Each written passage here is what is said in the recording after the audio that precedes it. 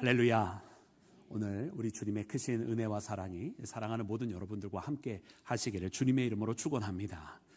사랑하는 여러분, 오늘 예수님의 말씀이 외모로 판단하지 말고 공의롭게 판단하라 말씀하셨습니다. 여러분, 오늘 우리의 삶이 정말 보이는 것, 외형적인 것, 또 겉으로 나타나는 그런 것들에 의해서 좌지우지될 때가 참으로 많이 있습니다. 그러한 우리에게 주님은 말씀하십니다. 우리의 생각과 판단이 그 보여지는 것에 의해서, 그 외형적으로 되어진 것에 의해서 될 수는 없어야 한다고. 오늘 우리는 반드시 하나님의 그 뜻에 이루어서 하나님의 말씀에 순종하며 하나님의 마음에 합한 그런 결단을 하고 살아가야 할 줄로 믿습니다. 그러므로 공의롭게 판단하라 하시는 이 말씀은 일반적인 공의를 두고 하신 말씀이 아니라 바로 하나님의 뜻을 두고 하신 말씀입니다. 오늘 그래서 이 말씀을 붙드는 우리 모두가 여러분 하나님의 뜻에 합하여 살아가는 자 되고 하나님의 말씀대로 준행하는 나와 여러분이 되기를 주님의 이름으로 축원합니다. 사랑하는 여러분, 성경은 항상 우리에게 여러분 예수님의 행적을 알려주실 때에 어느 때에 그 일을 행하셨는지를 말씀을 해주십니다. 그리고 그 어느 때에 주님께서 특정한 활동을 하셨는지를 보면 그때에 그 일을 행하신 이유가 서로 잘 이해가 되어지고, 그리고 그때를 바라보면서 예수님의 메시지가 더욱더 명확하게 이해가 되기도 합니다. 그리고 오늘 말씀에도 보았더니 예수님께서 이처럼 말씀하시는 그때가 바로 초막절, 그 명절 중이었음을 말씀을 해 주시는데요. 여러분, 초막절이라고 하는 때는 어느 때이냐면, 초막절은 마지막 추수의 때에 하나님 앞에 감사를 드리는 여러분 이스라엘의 3대 절기 중에 하나입니다. 그래서 그들이 특별히 이렇게 초막을 짓고 텐트 속에서 여러분 이 일을 하는 이유는 무엇이냐면, 하나님께서 광야의 기간 속에서도 그렇게 그들이 어떻게 보면은 정말 어디서 얻을 것이 없는 그 가운데서도 하나님께서 지켜주셨음을 기억하면서 지금 우리가 이렇게 풍성한 추수 가운데 있는 것 다 하나님의 은혜요, 우리가 힘으로 한 것이 아니라고 하는 믿음의 고백이기 때문에 그렇습니다.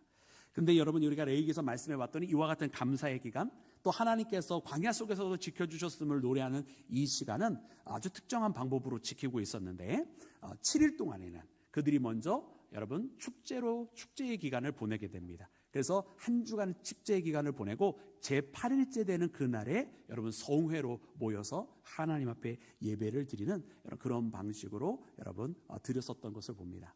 그리고서는 우리가 신명기 31장에 보니까 그때에 또 무엇이 어떠한 명령이 있었냐면 7년마다 한 번씩 여러분 하나님의 말씀을, 모세를 통해서 주신 그 말씀을 강론하고 가르치도록 되어 있어요.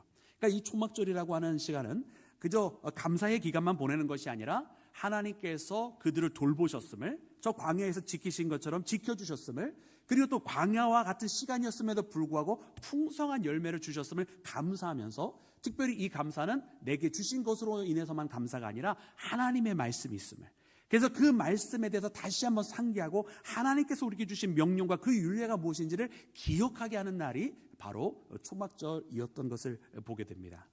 그렇기 때문에 사랑하는 여러분, 오늘 말씀에도 보니까 여러분 이 예수님께서 하시는 말씀이 이 안식의 의미에 대해서, 할례의 의미에 대해서 다시 한번 말씀하시는 이유는 무엇이냐면, 그것이 바로 이스라엘 사람들이 생각했던 여러분 율법의 핵심에 해당되는 내용이었기 때문에 그렇습니다.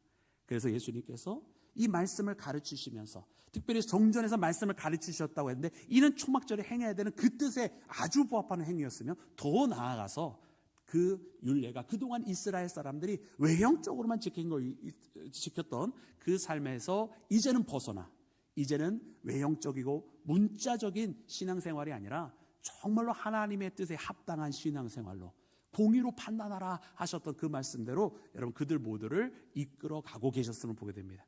그래서 오늘 이 말씀을, 그래서 이 초막절에 말씀을 다시 한번 제대로 되새겨야 되는 그 시간에, 진정한 광야 속에서도 감사로 이끄신 하나님을 발견해야 되는 그 시간에 여러분 주신 말씀이라고 하는 것을 깨닫고, 오늘 우리도 이 말씀을 영접할 때 우리가 말씀의 껍데기가 아닌 말씀의 본질로 들어가야 되는 그 이유가 바로 이처럼 광야와 같은 시간 속에서도 인도해 주시는 것이 바로 하나님의 말씀인 것을 여러분 우리가 깨달아야 할 줄로 믿습니다.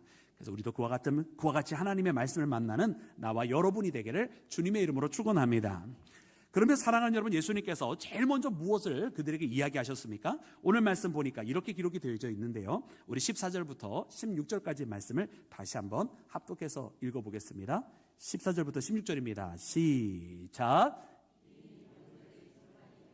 예수께서 성전에 올라가사 가르치시니 유대인들이 놀랍게 여겨 이르되 이 사람은 배우지 아니하였거늘 어떻게 그를 아느냐 하니 예수께서 대답하여 이르시되 내 교훈은 내 것이 아니요 나를 보내신 이의 것이니라. 아멘. 아멘. 할렐루야. 여러분, 우리는 이 말씀을 통해서 무엇을 깨닫게 됩니까? 오늘 예수님께서 말씀해 주시는 것이 내 교훈은 내 것이 아니라 나를 보내신 이의 것이니라 하시면서 말씀을 하고 계세요. 여러분, 이유가 있죠. 왜 그런가 보았더니 여러분, 사람들이 예수님께서 그 성전에서 가르치실 때에 놀랍게 여겼더라는 거예요. 놀란 이유가 무엇입니까?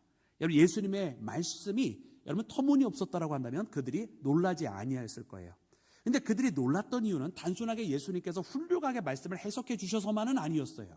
왜냐하면 오늘 말씀을 통해서 보니까 15절 말씀을 다시 눈으로 따라와 보니 아니 도대체 이 사람이 배우지도 아니하였는데 어떻게 그를 아느냐 하면서 사람들이 놀라던 거예요. 그들이 성전에 가서 보니까 그들이 알지 못하는 한 선지자 같은 사람이 있고 그들이 전에 이름을 들어보지 못했던 랍비 같은 사람이 말씀을 가르치고 있는데 그 말씀을 들어보니 참으로 그 말씀에 전에 그 누구에도 들어보지 못한 놀라운 하나님의 말씀인 것을 사람들이 알았어요. 그런데 그들이 더 놀랄 수밖에 없었던 것은 이 말씀을 가르치시는 예수님이라고 하는 이분이 전에 자기들이 예루살렘에 발견하지 못했던 분이고 그들이 어떤 훌륭한 스승 밑에서 어떤 우리가 자기들이 잘 아는 예를 들면 가말리엘 같은 훌륭한 그때 당시에 랍비의 생도도 아니었다라고 하는 것을 여러분 그들이 발견하면서 더 놀랬다라고 하는 사실입니다. 여러분, 이것을 보면서 우리는 한 가지를 깨닫게 되는 거죠.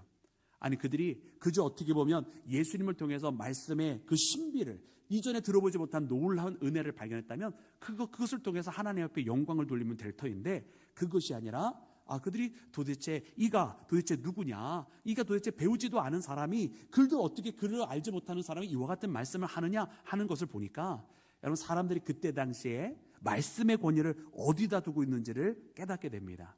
여러분, 진리의 권위가 어디에 있습니까? 진리의 권위가 누구에게 배웠느냐 혹은 어디서 그 가르침을 얻었느냐에 달려 있습니까? 아니면 그 진리 그 자체에 있습니까?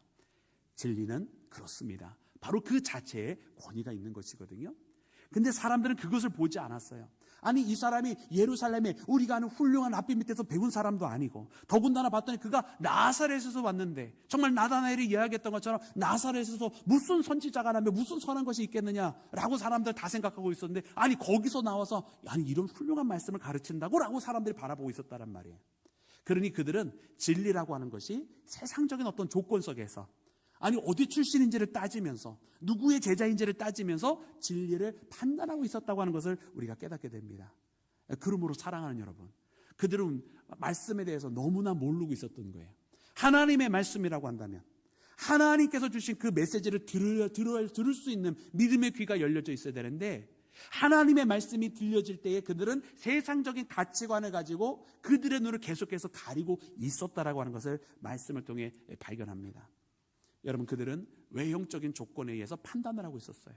아마 거기에서 정말로 여러분 멋진 사람이 가말리엘 생도 같은 아주 훌륭한 사람이 거기에서 자기는 이런 랍비 밑에서 이런 가르침을 얻었고 그래서 이런 계보 속에서 예루살렘의 어디 출신이며 어느 지파 출신이며 이러면서 만약 자랑을 했다라고 한다면 아마 사람들은 그냥 그걸 듣고 그렇구나, 과연 누구의 출신이고 과연 누구의 제자이고 과연 이러한 훌륭한 출신을 갖고 있는 지역 속에서 나왔으니 이렇게 가르치겠구나라고 많은 사람들은 생각했었겠다라는 이야기죠. 그러나 사랑하는 여러분, 하나님의 말씀은 그러한 가르침 속에 있는 것이 아닌 줄로 믿습니다.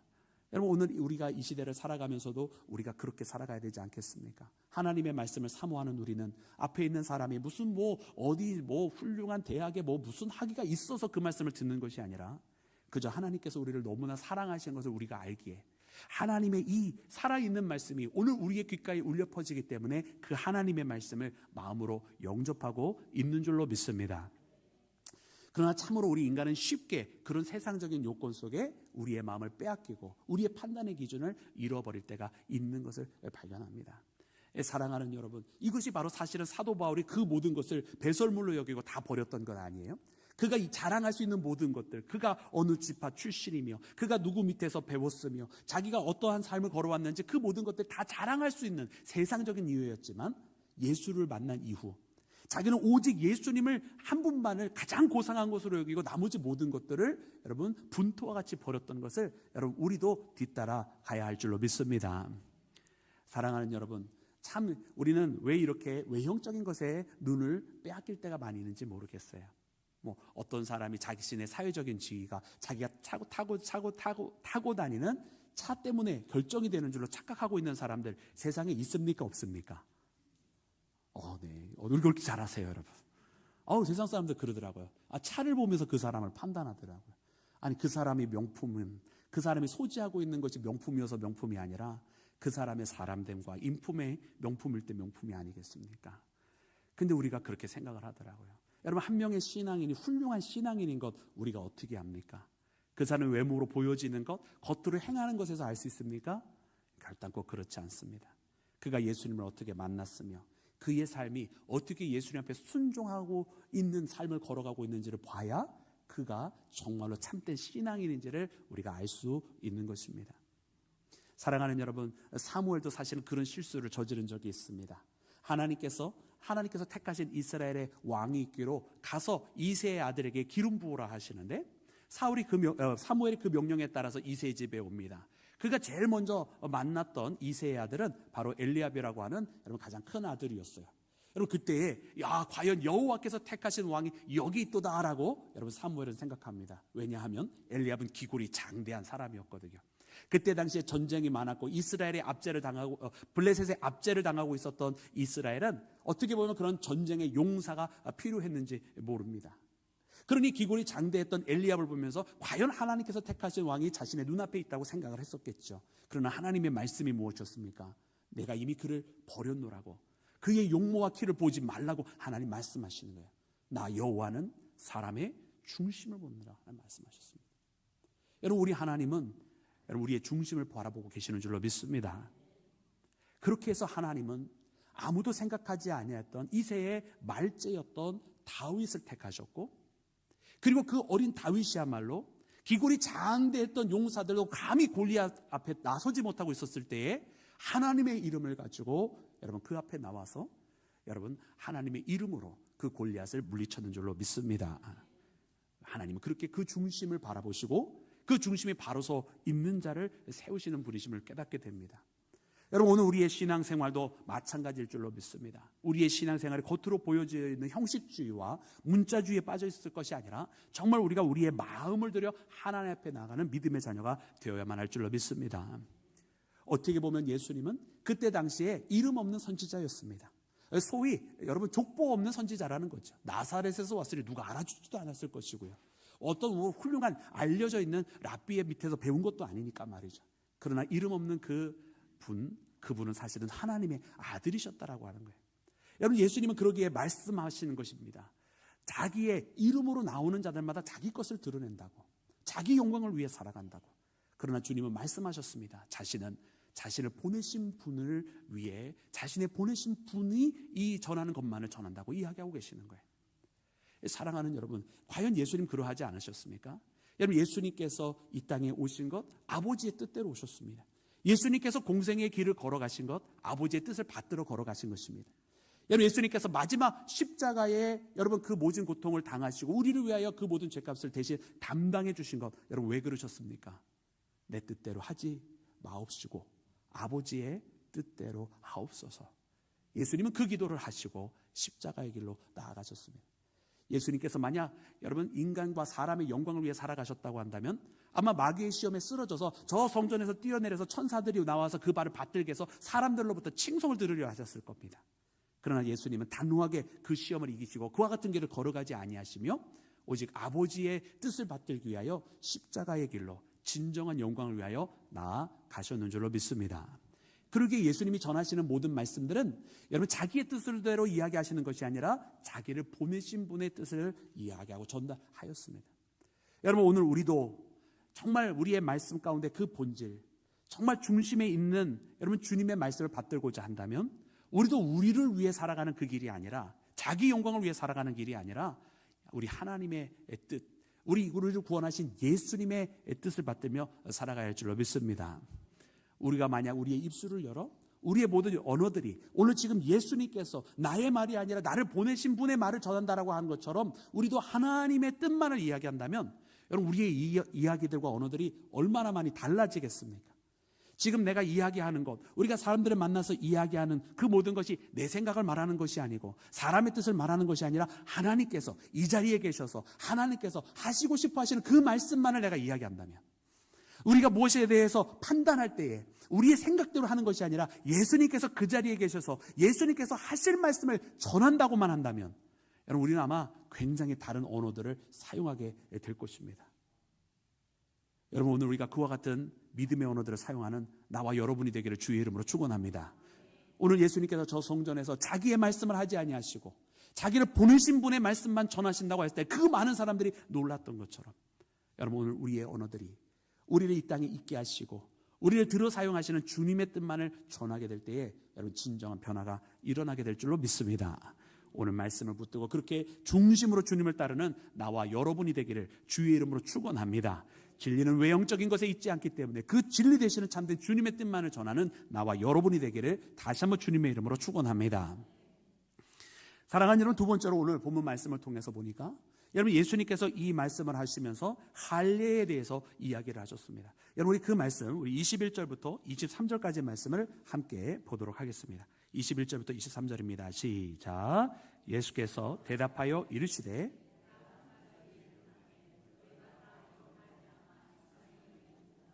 너희가 할례를 행했으니 그러나 할례는 모세에게서 난 것이 아니요 조상들에게서 난 것이라.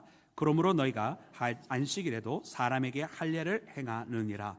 모세의 율법을 행하지 아니하려고 사람이 안식일에도 할례를 받는 일이 있거든 내가 안식일에 사람의 전신을 건전하게 한 것이 너희가 내게 노여하느냐. 아멘. 할렐루야.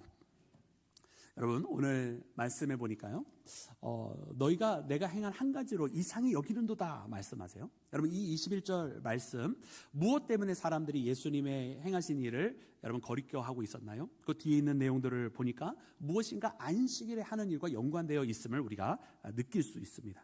그래서 그 일이 도대체 무엇인가? 여러분 이 요한복음을 다시 거슬러 올라가 보았더니 여러분 예수님께서 안식일에 행하신 일들 가운데에 여러분 유대인들이 거슬려 했던 것은 바로 저 베데스다 못에서 그 38년 된 병자를 낫게 해 주신 사건이었습니다.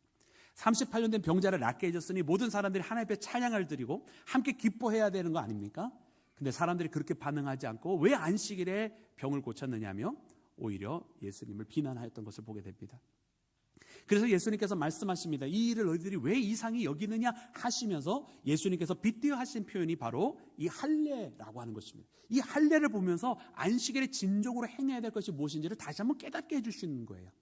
여러분 이 할례는 보면은 여러분 왜 예수님께서 지금 이 초막절에 할례를 말씀하시는지도 우리가 알아야 되는데요. 여러분 할례는 언제 할례를 받습니까? 네, 7일이 아니고요. 제8일째입니다. 네.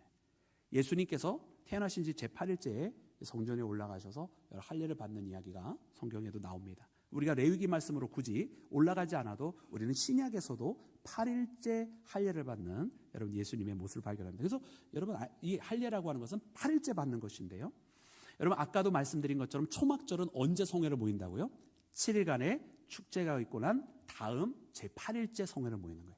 그러니까 예수님께서 지금 할례를 이야기하실 때는 이 초막절에 율법을 가르치셔야 되는데 이 율법을 가르치실 때 특별히 할례를 언급한 것은 이 율법 가운데 가장 중요한 내용 중에 하나가 할례이기도 하면서 제8일째 성회를 모임과 같이 여러분 이 할례의 8일을 생각하면 바로 이 초막절 전체의 의미를 다시 한번 되새겨 볼 수 있기 때문에 그렇습니다.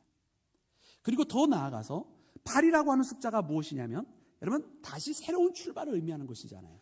그래서 제8일이 되었을 때에 여러분 할례를 받는 이유는 뭐냐면 다시 하나님의 백성으로 태어났다는 의미입니다. 그래서 하나님의 백성으로 다시 태어난 그날에 초막절이 제8일째 하나님 앞에 성회를 드리면서 그간의 모든 것에 대한 것으로 인해서 모든 추수에 대해서 감사의 열매를 드리면서 이제 제8일째 그 예배를 통해 새로운 시작을 하는 거예요. 예수님께서 안식 후 첫날 부활하신 것도 이제 예수님을 통해서 새로운 시작을 알리시기 위함이었는 줄로 믿습니다. 그래서 우리는 여러분 안식일날 예배하는 것이 아니라 예수님께서 부활하신 안식 후 첫날인 주일에 예배를 드리는 것입니다. 여러분, 그래서 이렇게 여러분 할례를 예수님께서 들어서 사용하시면 바로 이 초막절의 진정한 의미, 그리고 그 율법의 의미를 다시 할례라고 하는 것을 통해서 말씀하시고, 그리고 다시 새로운 출발을 진정으로 말씀을 가지고 살아간다는 의미를 알려주시기 위해서 할례를 말씀하셨어요. 그때 이 할례는 무엇인가 보았더니 예수님께서 22절, 23절 말씀, 우리가 다시 한번 그 말씀을 눈으로 따라와 보면 여러분 말씀하여 주시는 것이 뭐냐면, 이 할례라고 하는 것은 너희들이 안식일에도 여전히 행하는 것이 아니냐라는 거죠.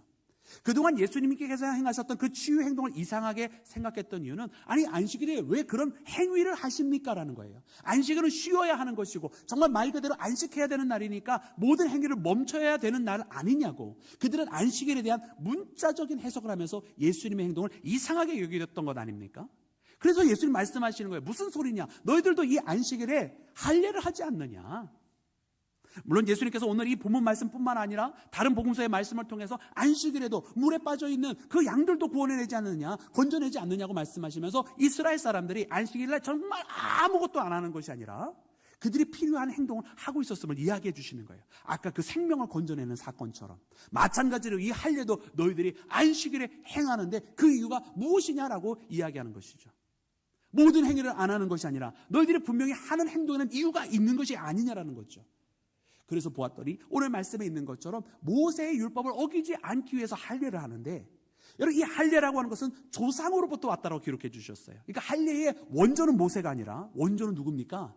하나님께서 이 할례를 하게 하신 첫 번째 사람이 누굽니까? 아브라함이지 않습니까? 그래서 이 할례라고 하는 것은 무엇이냐면 하나님께서 언약을 주셨다는 거예요. 약속을 주셨다는 거예요. 그리고 그 약속 가운데는 무엇이냐면 하나님께서 택하셨다는 뜻이고요. 택함을 받은 자들은 구원받은 자들인 줄로 믿습니다.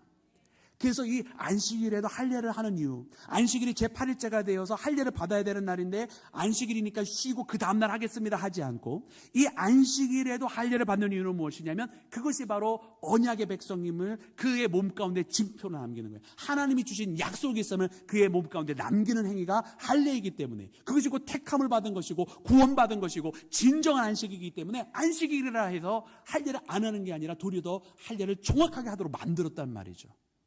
그게 예수님께서 그들에게 하신 말씀이에요. 그러니까 여러분, 예수님께서는 이미 안식일의 진정한 의미가 그것이라고 하는 것을 너희들도 알지 않느냐라고 말씀하시는 거예요. 그러면서 23절 하신 말씀이 무엇이냐? 이 할례라고 하는 것, 그 몸에서 살점을 떼어놓는 것으로 언약을 그 몸에 새기는 것이 인정이 되거늘, 지금 예수님께서 하신 치유는 무엇입니까? 살점을 떼어내는 행위가 아니라 온 몸을 낫게 하시는 거예요. 그 전신을 다시 강건하게 하시는 사건이었단 말이에요. 그것을 통해서라면 얼마나 더 하나님께서 말씀하신 그 언약을 몸에 새겨놓을 수 있겠느냐는 겁니다. 여러분 이해가 되시죠? 할례라고 하는 것을 그 표피를 베어내는 행위로도 언약을 새겨놓을 수 있다면, 몸을 치료하는 사건으로는, 그 전신을 낫게 하는 사건으로는 얼마나 더 하나님의 언약을 알아볼 수 있겠느냐는 겁니다. 실제로 예수님의 치유 행위는 단순한 의료 행위가 아니었어요. 그냥 건강하게 만드는 행위가 아니었어요. 여러분 12회를 혈류증을 앓던 여인, 예수님께서 여러분 지나가실 때에 예수님의 옷자락을 만졌던 그 여인, 예수님께서 어떻게 하셨습니까? 그 여인을 다시 불러 세우고서는 말씀해 주셨잖아요. 그 여인이 고백할 때에 가라, 따라, 가라 그러셨어요. 왜? 내 믿음이 너를 구원하였느니라. 할렐루야. 예수님은 그 여인에게 단순하게 그 능력을 내보내셔서 여러분 그 여인을 낫게 하신 것으로 끝낸 것이 아니라, 그 여인의 그와 같은 행위가 그의 믿음을 나타냈고, 그 믿음이 그의 모든 인생과 그의 영적인 삶까지도 다 구원하셨다라고 말씀해 주셨던 사건입니다. 여러분 10명의 문둥병자들이 있었어요. 이 10명의 문둥병자들이 예수님 앞에 나와서 다 병고침을 받기를 원했는데, 예수님께서 거기서 즉각적으로 치유하지 아니하시고 너의 몸을 저 예루살렘에 돌아가서 제사장에게 보이라고 말씀하셨어요. 놀랍게도 여러분 그 예루살렘으로 가는 길은 무려 한 3일 정도 걸리는 길이라 여러분 예측이 되는데, 그 가던 길 도중에 이들이 다 병을 낳았습니다.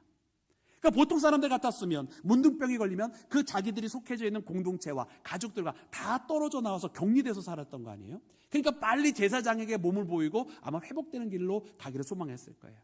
아마 그 10명 중에 9명은 그러하였던 것 같습니다. 근데 유독 한 명, 사마리아인만큼은 달랐어요. 중간에 자기가 몸이 나은 것을 알고 예수님께로 돌아옵니다. 그리고 거기에서 엎드려서 예수님을, 또 하나님을 찬양합니다. 이때 예수님께서 말씀하셨습니다. 일어나라, 내 믿음이 너를 구원하였느니라. 할렐루야. 이 사마리아인 누굽니까? 많은 이스라엘 사람들이 생각하기에 그들은 다 버림받은 사람들이요, 구원받기 한참 먼 사람들이요, 이방과 함께 피가 섞인 사람들이요, 부정한 사람이라고 이야기했던 사람이 바로 그 사마리아인이었어요. 예수님께서 그의 문둥병을 낫게 하실 때는 그냥 그 병만 낫게 하신 것이 아니라 그가 믿음을 가지고 돌아와 하나님을 찬양하고 경배할 때 내 믿음이 너를 구원하였느니라고 많은 사람들이 말하는 것처럼 너는 저주받은 자요, 부정한 자요, 더러운 자가 아니라 너는 하나님의 자녀요, 구원받은 자요, 너는 정결케 된 자라고 예수님은 선포해 주셨던 것인 줄로 믿습니다. 그렇게 예수님의 여러분 이와 같은 치유의 활동은 그들을 진정한 안식으로 이끌어 가시는 과정이었던 거예요. 그렇기 때문에 병 치유하시는 이 사건을 통해서 얼마나 더 많은 진정한 안식이 있겠느냐는 거죠. 사랑하는 여러분, 예수님께서 우리를 위해 이 땅에 찾아오시고 우리를 위해 십자가를 짊어지셨습니다. 여러분, 이 사순절이라고 하는 것은 그 예수님의 고난의 길을 우리가 다시 한번 기억하면서 우리를 향한 하나님의 사랑을 여러분 다시 한번 회복하는 시간 아니겠습니까? 여러분, 예수님께서 그와 같이 행하신 이유가 무엇인가? 여러분, 안식일을 문법적으로 형식적으로 지키는 것이 아니라 이 땅에 죄에 얽매여져 있던 우리 인생들, 이 땅에 세상살이에 얽매여져 있던 우리 인생들에게 진정한 자유를 주시고 진정한 그 죄로부터 노임을 받게 하시고 사망에서 생명으로 인도하시기 위하여 여러분, 예수님 이 땅 우리 가운데 찾아오셨는 줄로 믿습니다. 그래서 그 십자가를 지시고 안식 후 첫날 새로운 출발을 알리시면서 안식 후 첫날에 부활하셨어요.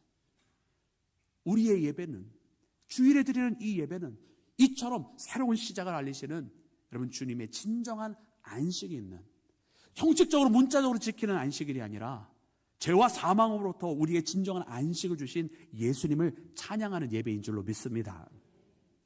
사랑하는 여러분, 그러기에 오늘 주님 이처럼 말씀하십니다. 진정한 안식이 무엇인지 너희도 할례를 통해서 사실을 아는 바 아니냐고.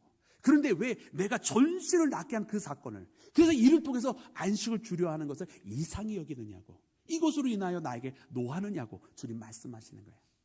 여러분, 이 말씀은 더 나아가서 예수님의 십자가의 사건을 통해 그들이 어떻게 받아들여야 할지도 말씀을 해주신 것입니다.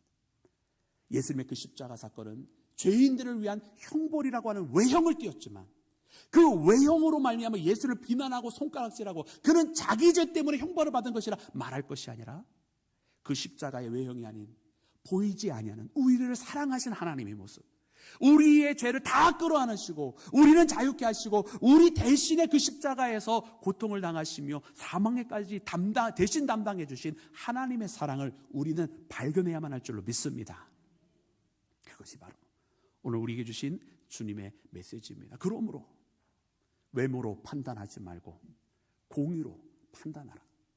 사랑하는 여러분, 오늘 우리가 이처럼 보여지는 것에 빼앗기지 말고 이와 같이 우리가 예수님을 알고 이와 같은 십자가의 사랑도 이 때문에 보이지 아니하는 영광으로 말미암아 찬양한다면 여러분, 우리의 살아가는 신앙의 모습 중에 모든 것들이 다 이처럼 외모로 판단하지 않고 그 중심으로 하나님 앞에 나아가야 할 줄로 믿습니다.